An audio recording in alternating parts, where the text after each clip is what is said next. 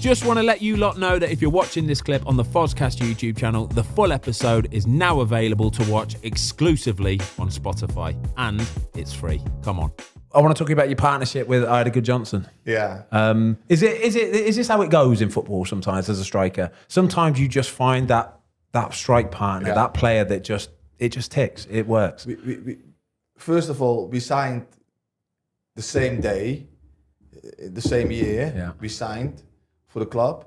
He used to play for PSV, so he speaks fluently Dutch. His English, by the way, can I say, he is it's the most English sounding. Yeah. Like, it's ridiculous, isn't it? Yeah, absolutely. And Spanish as well. Oh, wow. So, and we just kicked off straight away, off the pitch, straight away, on the pitch, straight away.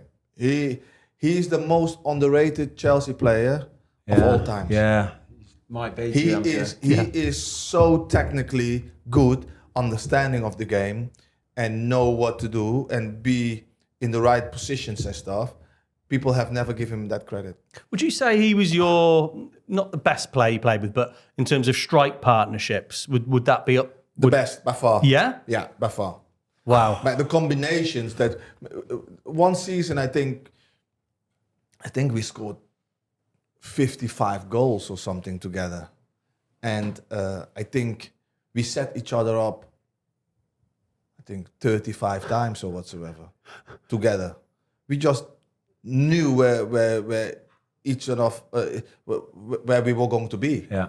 I just knew blindly, okay, he's going to do this, and I already make my run. You know, it's just, and we didn't work on it.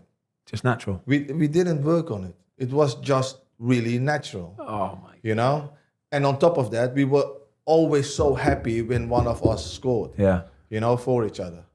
You know, so.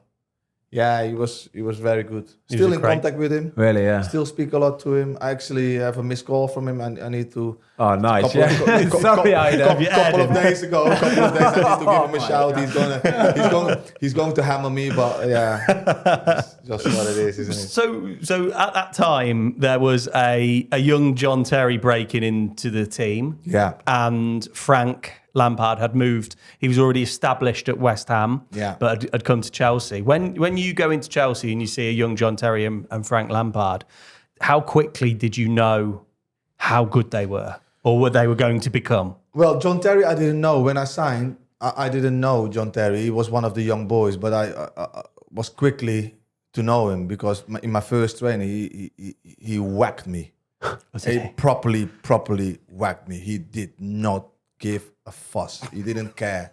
So I didn't say nothing. I laughed and I just thought, yeah, you'll make it. You'll make it. You got to be a brave young lad, haven't you? Here you go. You know. So, but he was good. He was good. Smart. Knew where to stand. Was not the quickest. Yeah. Was not the quickest, but was really almost never outrun because he's always in the right position. Good left foot, good right foot, technically very good, old school defender, love to defend, love to put his head on things, and also a leader. But he learned to become a leader. I was going to say, but at that young age, he developed that, did he? Look, there was Massa Desai, there was Dennis Wise, there were big characters in that dressing room, big characters. Gustavo Poyet, Robbie Di Matteo.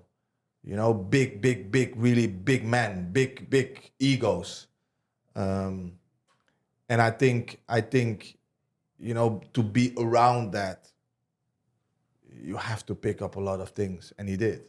You know, and to be honest, he was not a screamer as a leader, but over the years, after those players left, people start to respect him in that way, and he's done really well. And what about Frankie Lampard? What was your... Frankie signed the year after I signed. I played 3 years with Frank, and he signed for 11 million, as I remember. He came in, and Frank was somebody that was always going to make it. You could say straight away. To the top level, though. To the top level. You could not see it straight away, but now looking back, Yes, you could see it straight away. Mentally, he was so strong, and he saw the professionalism at Chelsea, the how everybody was, the ethos, the way it was set. Yes, how everybody was, and we all know that Frank, at West Ham, he was somebody that had a little bit more on him that he should. Yeah.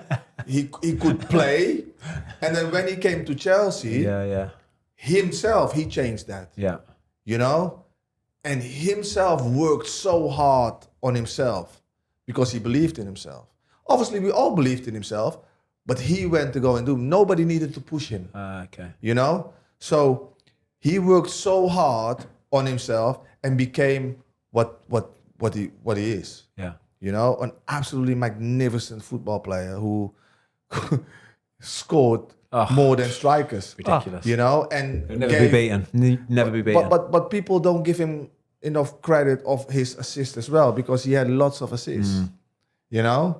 So when Frank came in, he had to adjust, but he was like a chameleon. He adjusted really quick and adapted and worked on what he needed to work on. And I remember pre-seasons, we needed to run 1,000 meters, and him, Mario Melchior, and Jasper Gronke, I would run them in 350. I was in the last group. So with the goalies. The goalies were bad. So endurance was not my thing. Sprinting, if you give me 100 sprints, I can do it. But endurance, I suffer. But Damlaw, they were doing it 3 minutes. Sickening. Exactly, Sickening. 3 minutes. And they were doing 7 so you would do one, you have 3 minutes rest, and then you have to go and do the other one 7 times. That's disgusting. Nasty. Disgusting. Nasty. And they would just be there at the back, But no, he became, I think, he improved so much. But that's all to him. Down to him. It's all down to him. Obviously, he had really good coaches afterwards, Ranieri, Mourinho was very good for him, and Ancelotti, was very good for him, and maybe improved him tactically or whatsoever. But himself as a player, mate, he was second to none.